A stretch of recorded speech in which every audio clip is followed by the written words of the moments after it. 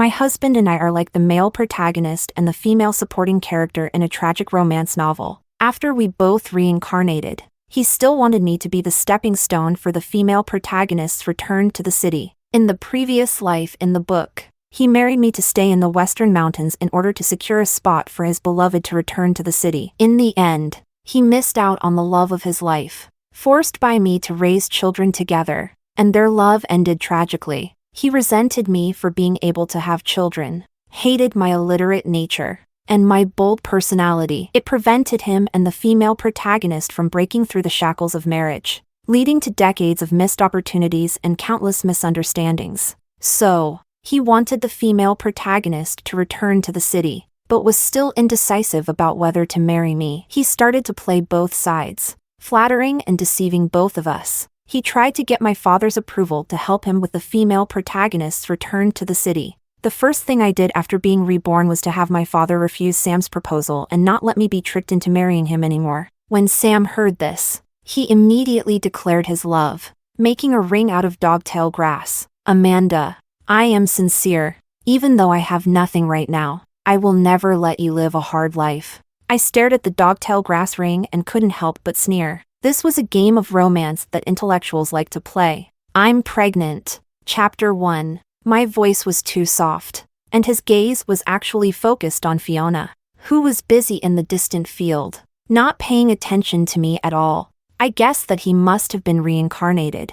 Otherwise, he wouldn't be so shameless. According to the plan that my father and the other village officials had agreed upon, the original goal was to get Sam back to the city. But if Sam married me, Fiona would no longer be a candidate. A big sacrifice for love. But why should his deep love make me the sacrificial lamb? Shouldn't he just have asked directly? What a fool!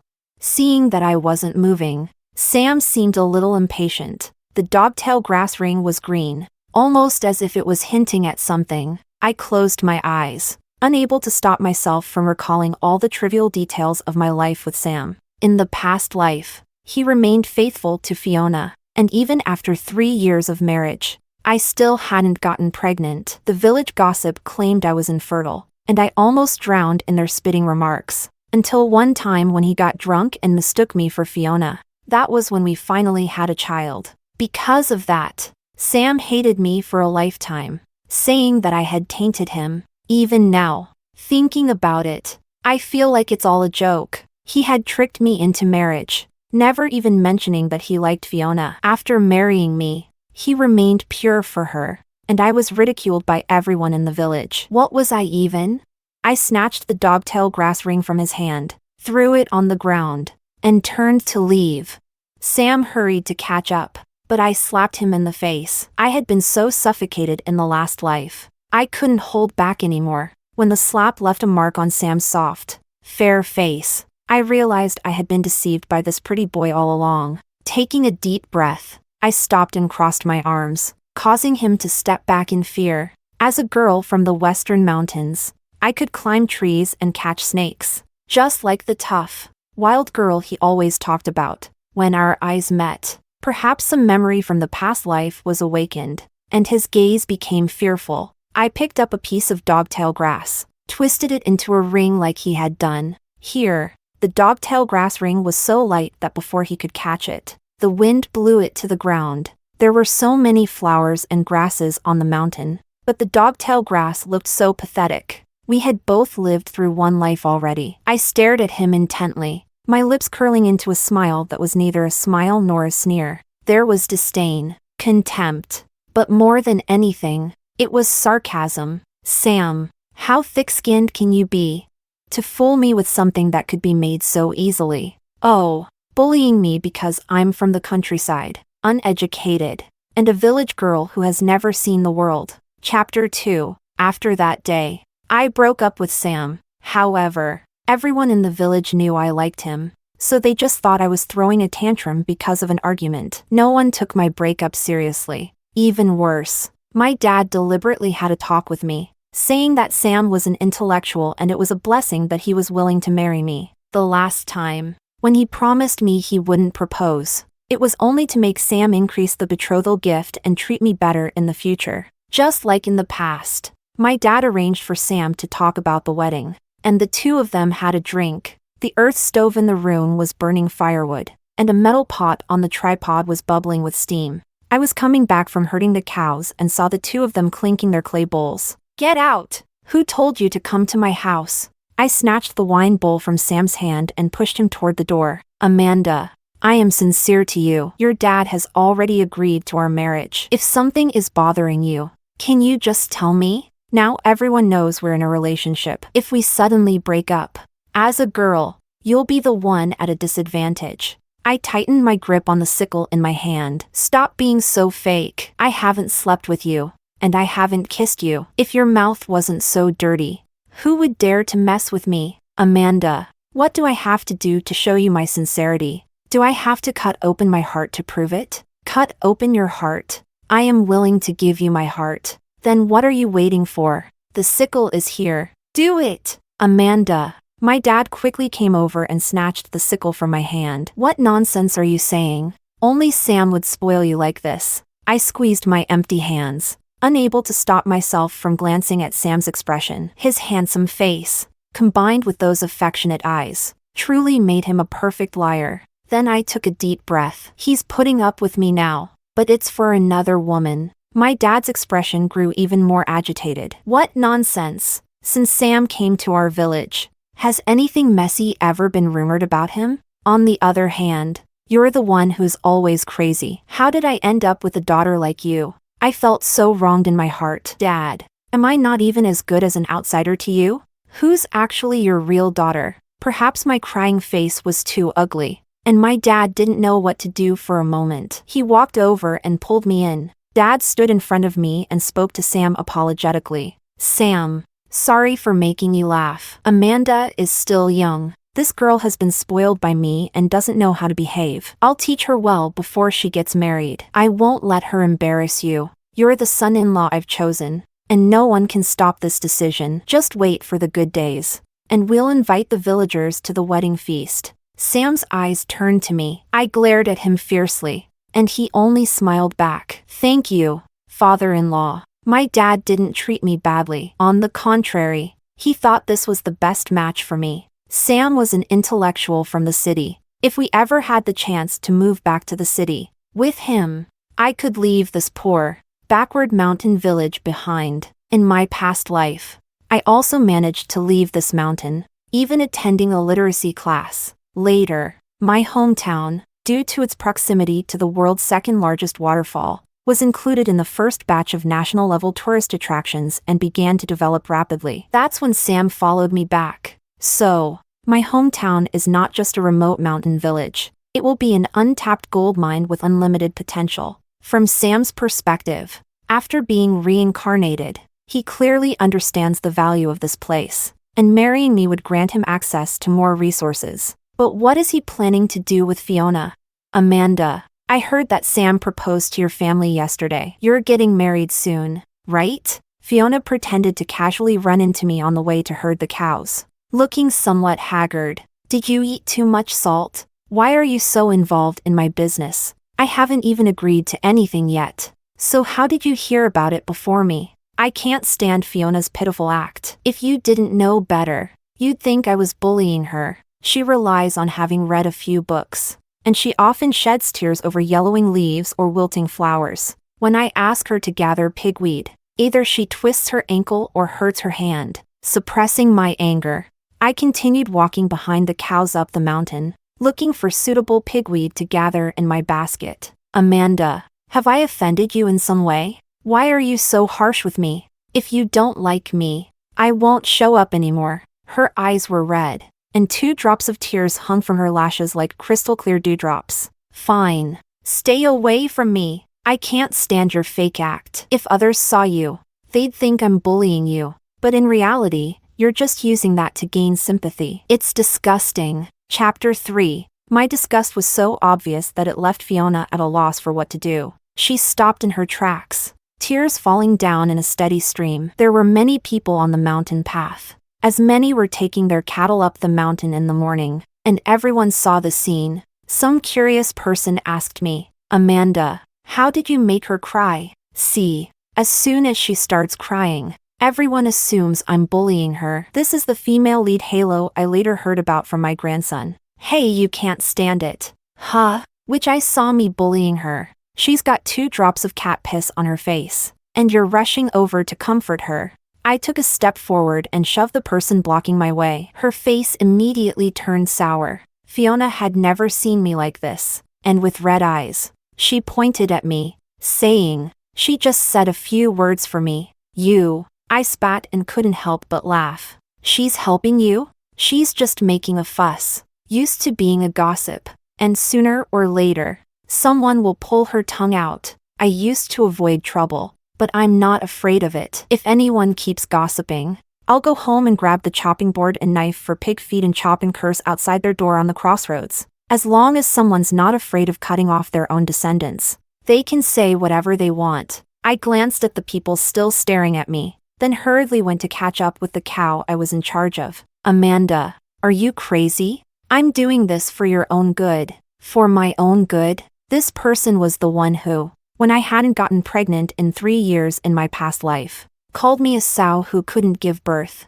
taking advantage of the fact that they hadn't reacted yet. I caught up with the water buffalo, climbed onto its back, and reached the grassy hilltop. By noon, I was still on the mountain roasting sweet potatoes when Sam arrived. Amanda, why are you bullying Fiona? I dug up the sweet potatoes buried in the charcoal, feeling they still weren't done. Sam confidently thought that only he had been reincarnated, but I also knew the plot well, and I wouldn't let myself suffer again. In my past life, I forced him to marry me for 35 years, to avoid divorce. I endured all kinds of grievances, pleasing him, doing housework, and putting up with everything. He spent most of our living expenses for half a month just to buy a book, and then made me and the kids go hungry. The child was small and hard to take care of, and he said it disturbed his rest, so he moved next door to sleep in a separate room. It was so hard to finally go to the city. I recognized a few characters,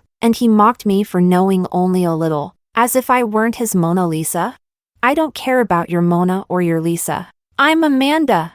Later, after our hometown developed into a tourist area, life improved, but he was still obsessed with Fiona. Fiona said he was like the moonlight in the deep sea. I think he's like the rotten grain in the pigsty.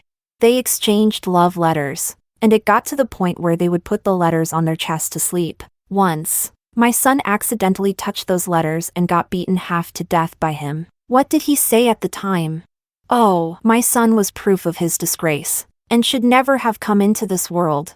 Children long for their father's love, but Sam never acknowledged him for a single day. I endured everything for the sake of the children. Every time he proposed a divorce, I would travel miles to post big character posters at Fiona's workplace. Later, Sam became afraid and started working honestly to support the family and raise the children, until one day, he heard that Fiona had died of illness and jumped off a 100-meter-high cliff. There were so many regrets and grievances in my memories, especially when he wrote a memoir about his love story with Fiona before his death. Although I didn't know many characters, I could feel that everyone who read that book looked at me with disdain. When my grandchildren read it out loud to me word by word, I realized he had painted me as the wicked original wife, always obstructing his love. Bullshit love. He just wanted to enjoy the benefits of living off my family while not giving up on his gentle, beautiful confidant. And even if the first child was an accident, weren't the other 2 children forced by me?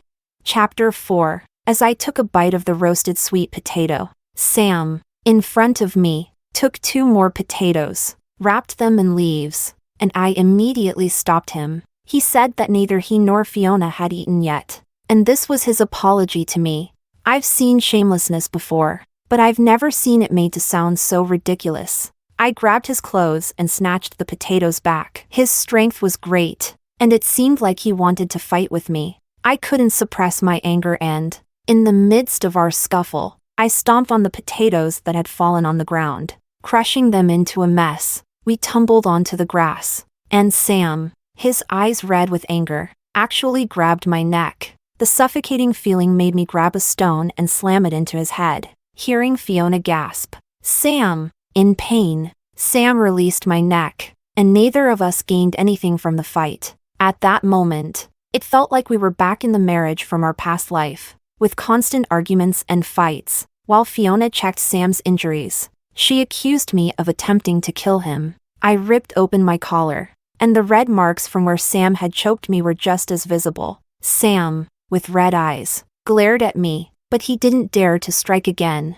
I warned them that I wouldn't be afraid of causing a scene at the village office if they tried to steal from me or strangle me. Fiona is the kind of woman who enjoys playing dirty, but I always repay a grudge right away. I'm not afraid to make sure we all suffer if it comes to that. Sam covered his head, his eyes cold as he cursed me. You're crazy. I picked up the sickle from the ground and tucked it into my waist. You're despicable. Sam's face turned red, and he pointed at my nose, unsure how to curse me with some refined words.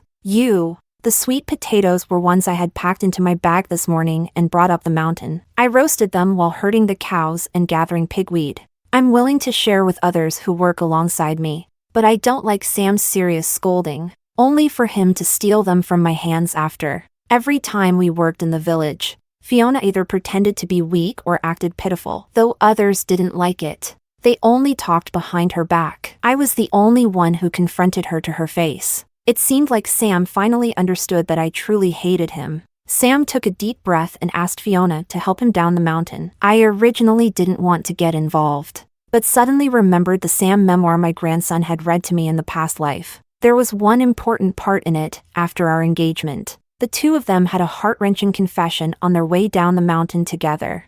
I pretended to have a stomachache and asked someone to watch the cows for me, then quietly followed them after taking a detour. Sure enough, after walking for a while, they turned into the straw pile halfway up the mountain. Sam, I don't deserve you suffering like this for me. I can't imagine how she will treat you if you marry her. I saw Sam grab Fiona's hand and place it against his face. Don't worry. Once we get the marriage certificate, I'll ruin her reputation. Her family will have to compensate me for my losses. Sam's face was full of affection, and after a moment of gazing at each other, their lips met. The sound of their kiss made me want to vomit. In my past life, I remember Sam saying more than once that his feelings for Fiona were purely emotional but had boundaries of propriety. Fiona, will you be mine? Sam had his hand inside Fiona's clothes, and his tone was still pleading. Fiona, still with some sense of reason, pushed him away. Her voice trembled as she said, Sam, it's too cold here. What if someone sees us? Sam didn't force her, instead pulling Fiona into his arms and burying his face in her neck, savoring her warmth. Fiona, this life, I will definitely marry you and give you a good life. Chapter 5.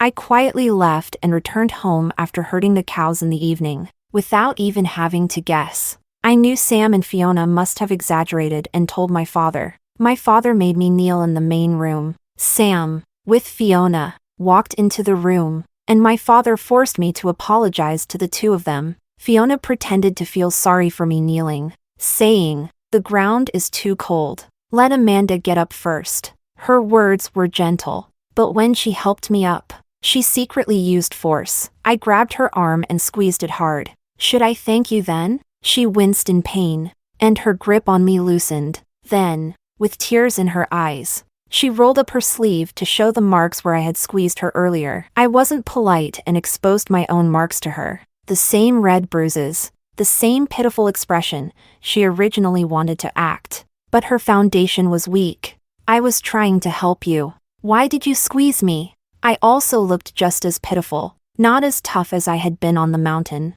and I started crying in front of my father. I know you like Sam and can't stand me, which is why you're wronging me. Now they promote free love, and if you want to marry, no one is stopping you. In front of my father, I exposed the bruises on my body, all of which I had deliberately caused before coming back. Sam had no idea where these marks came from, and for a moment, he and Fiona exchanged glances. They had kissed and touched each other in the straw stack, and I just made some marks on myself. I ran into acquaintances on the mountain, and deliberately wiped away my tears. When people asked, I pretended to be wronged and didn't dare to speak, and naturally, others would spread the gossip, especially the few gossips in the village. They would surely add fuel to the fire. In front of my father, I claimed that Sam pretended to go down the mountain with Fiona but actually turned back halfway, and the two of them teamed up to beat me. Now, they were playing the victim.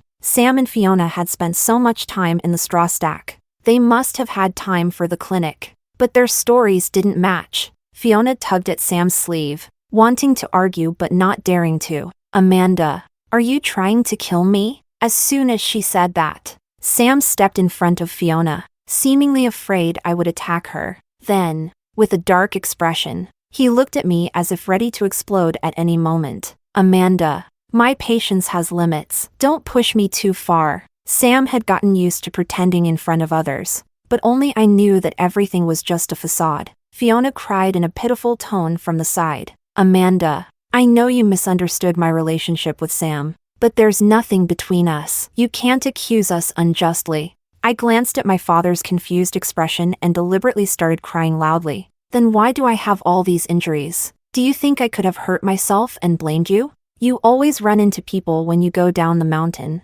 so find someone who can testify and expose me. Humph.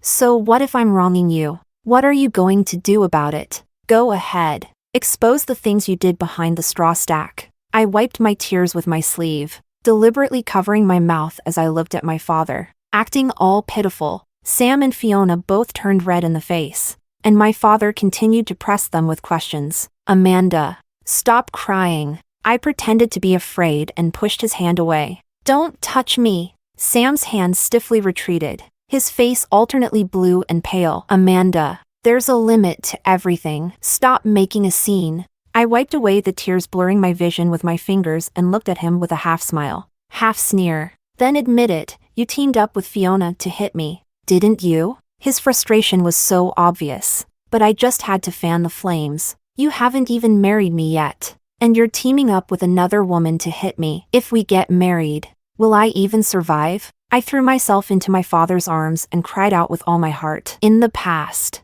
I was always stubborn and competitive in front of my father, never once breaking down like this. Dad, I don't want to get married. I don't want Sam. He's clearly biased toward Fiona. They're both intellectuals. He looks down on me because I'm illiterate. As soon as I finished speaking, my father's expression turned serious, and Sam's face tightened with nervousness. He hastily tried to explain. Father-in-law, that's not how it is. Amanda is just talking nonsense. My father didn't speak, but gently patted my back and asked my mother to take me to my room to wash my face. Later, when my father came into the room, his gaze was full of complex emotions. Little one, do you know something that you haven't told your father? Sam likes Fiona. He married me just to secure Fiona's spot to return to the city. Looking into my father's eyes, I felt a pang of bitterness in my heart. My father loves me and thought Sam was the best for me. But who would have thought that later, when my father had a heart attack, Sam intentionally delayed helping to let him die, preparing for his future role as village head?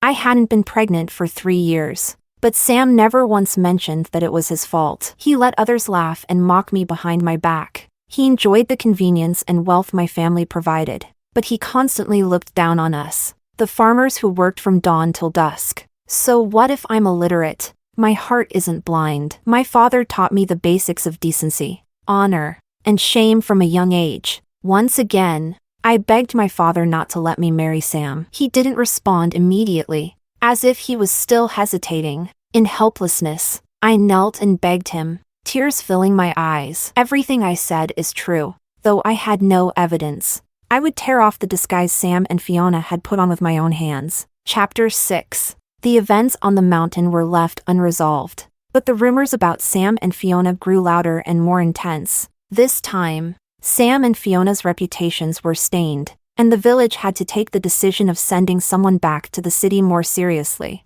Late summer quietly arrived. In my past life, I would have already set the wedding date by this time. Sam seemed to notice the change in me, and while I was herding the cows, he came over to find me. Amanda, why do you hate me? With a gust of wind, there was a scent of floral cologne coming from him today. I picked up the axe and gathered the branches together, preparing to carry them down the mountain to take home. Sam saw that I wasn't responding and followed me, helping me gather firewood. I had a dream. In the dream, we got married and had 3 lovely children. We supported each other, and we lived a happy life. You said that marrying me was the happiest thing in your life. In the dream, we had our wedding on the 9th day. 3 days later, you wore new clothes, and your face was beautifully painted with rouge. I guess that these details were a mix of truth and lies. Waiting for me to refute him, seeing that I didn't respond, he continued on his own. Fiona went back to the city early and cut off contact with us. If it wasn't for this situation you caused, she and I would have already stopped communicating. I gripped the axe in my hand, and he shrank back, fearful. You said it's a dream. Why tell me about it? Sam unconsciously scratched his nose. Don't you remember anything from the dream I told you? Doesn't it feel like we've lived an entire life together? Or should I say, reincarnation? I couldn't help but chuckle. I thought of him as a fool. In this era, talking about reincarnation. Was he trying to make me seem crazy and lock me up? Or to make others think I was spreading superstitions?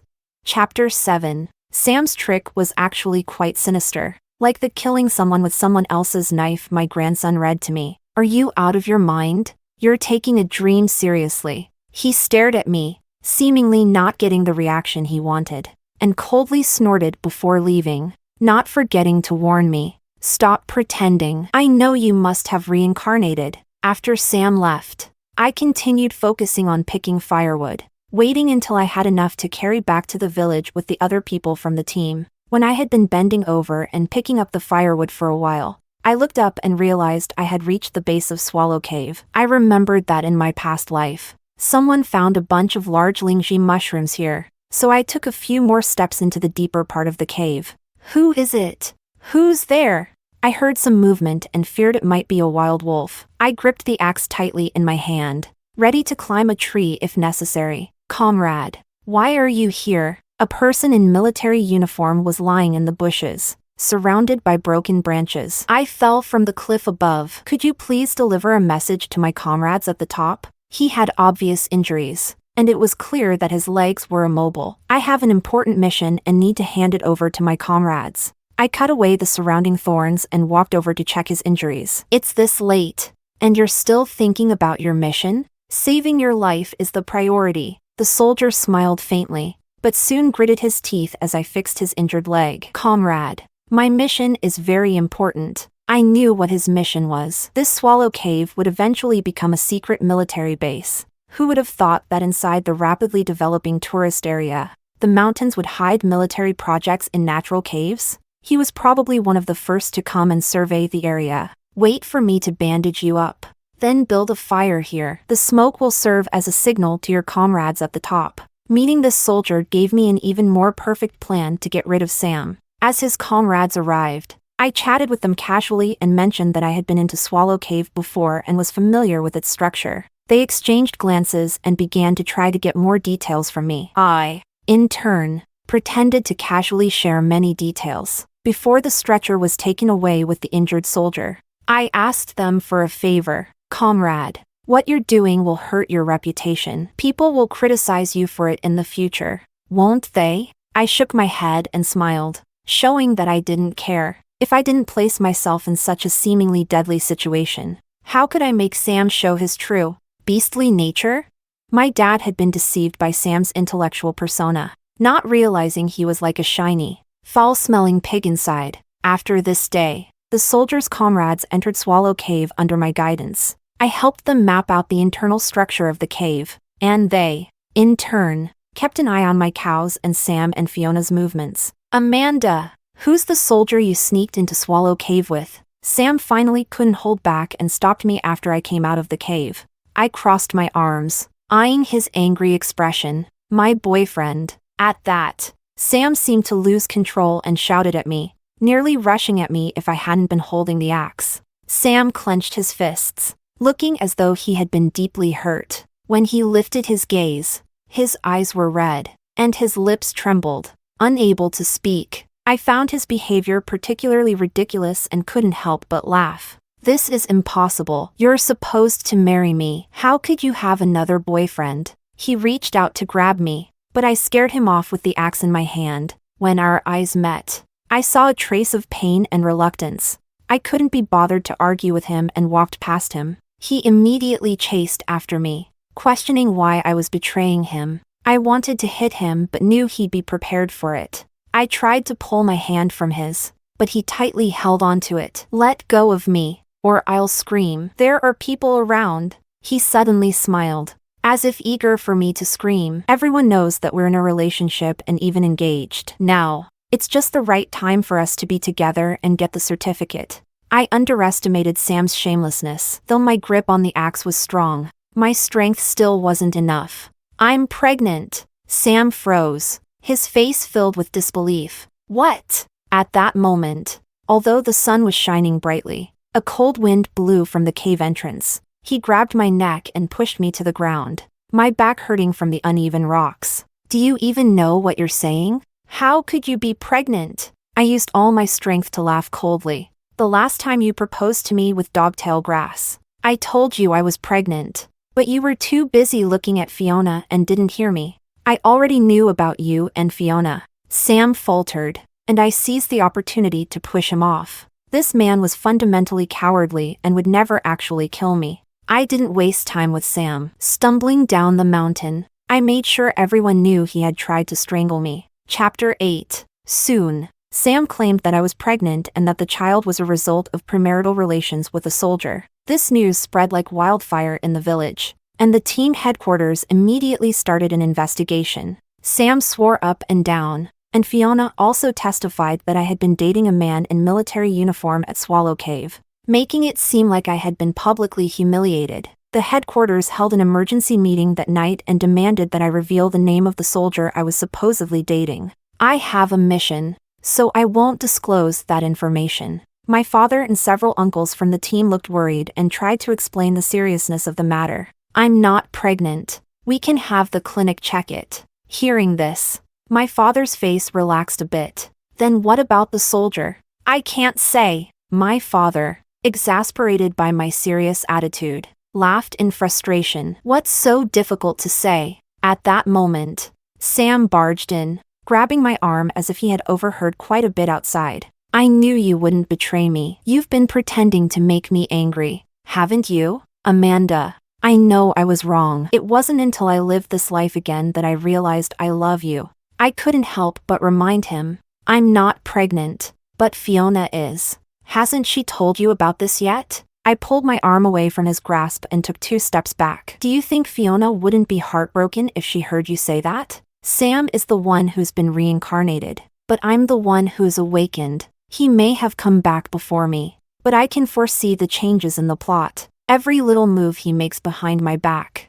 I can unknowingly pick up on and process in my mind. Dad, please have the clinic check it. Fiona is the one who's pregnant out of wedlock. She deliberately framed me to distract everyone." I pointed at the door behind Sam, certain that Fiona was hiding in the shadows. In a flash, she ran outside. "Fiona, you can escape the first day of the new year, but not the 15th. You'll have to pay for your own sins." I walked to the front of the team headquarters, shouted loudly, and then turned back to look at Sam. "Congratulations, the Fiona you couldn't get in your dreams. Now you have her in this life.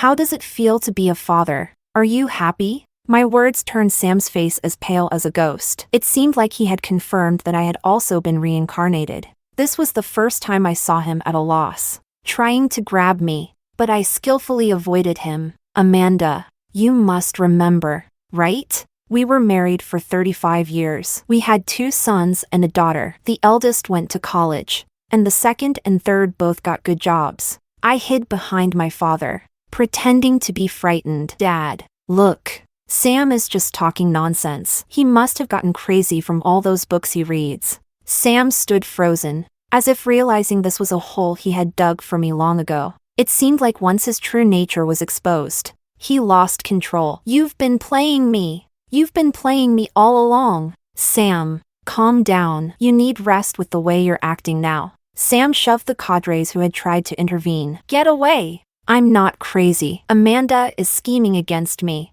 She's been plotting against me from the start." I stayed behind my father, and the clinic staff happened to arrive just then. Without a word, they immediately injected Sam with a tranquilizer. The clinic and the military confirmed my innocence, and Fiona and Sam lost their chance to return to the city because of the out-of-wedlock pregnancy. I knew returning to the city was just a matter of time, but wasn't it supposed to be the time when the male and female leads could smoothly marry and be together?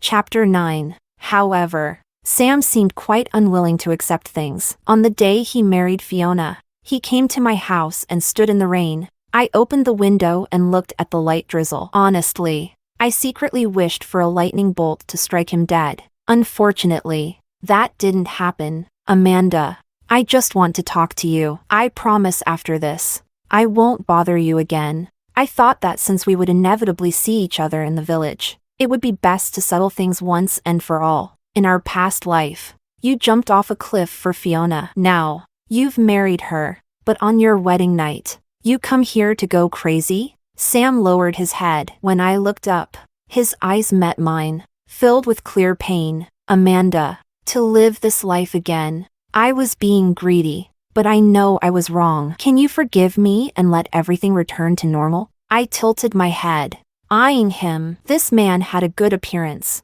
but his sense of shame seemed to be buried deep inside him. What does normal mean? I sneered. Marrying you, having 3 kids, and raising them on my own while enduring everything is what you consider normal? In our past life, I was 4 months pregnant and still throwing up. You called me dramatic while spending most of our living expenses on buying books and sending money to Fiona. You said the first child was your disgrace. So why did you have the second and third with me? I believed you once when you were drunk, but after getting drunk countless times and sleeping with me, who's going to believe that? Sam, you're really despicable. When you can't have something, you become even more restless. I looked at his tear-filled eyes and felt even more disgusted. In our past life, he didn't have deep feelings for me, and in this life, I didn't believe he had any genuine feelings either. Maybe Sam only experienced one life's reincarnation, but in my awakened memories, I was repeatedly trapped in this frustrating plot. Just because I didn't memorize before my bed, the moonlight shines, Li Bai had a jar? I was supposed to be the comparison to Fiona? Although I didn't know many characters, I could wash clothes, cook, feed pigs, chop wood, and embroider. I didn't understand romantic words, but when I looked up at the stars, I could only sigh. So bright. But I'm a person, a living person with emotions, and even if my world is a book, every minute of mine is precious. Amanda, whether you believe it or not, I've always loved you. My feelings for Fiona were just an obsession. That wasn't love. I nodded as if I agreed. Yes, it was an obsession, and you transferred that obsession to me. You don't love me or Fiona. You love yourself. Sam shook his head furiously, even pulling out a small knife from somewhere on his body, holding it near his chest. I'm willing to cut open my heart and show you. Damn it. If you want to die, do it at your own house. Don't dirty my place. As soon as I finished speaking, Fiona arrived at my doorstep. She was crying and pulling Sam toward their home. Sam and Fiona's married life was destined to be turbulent. Sam tried to express his true feelings to me, but Fiona, unlike me, wasn't independent. Instead, she cried and threw tantrums every day. Their child was born weak and frail, and tragically, passed away before reaching 1 year old. While they were causing a scene, I focused on studying and, when the policies changed, successfully earned my diploma. Soon, Sam and Fiona returned to the city, and I never had any further interaction with them. The development of my hometown continued as it had in the past life, growing more prosperous and beautiful. However, this time, I became myself, independent and no longer burdened by marriage or children. By the way, Sam wrote another book, claiming I was like the white moonlight, shining on his heart. Ugh, it disgusted me so much that I couldn't even look at the moon anymore.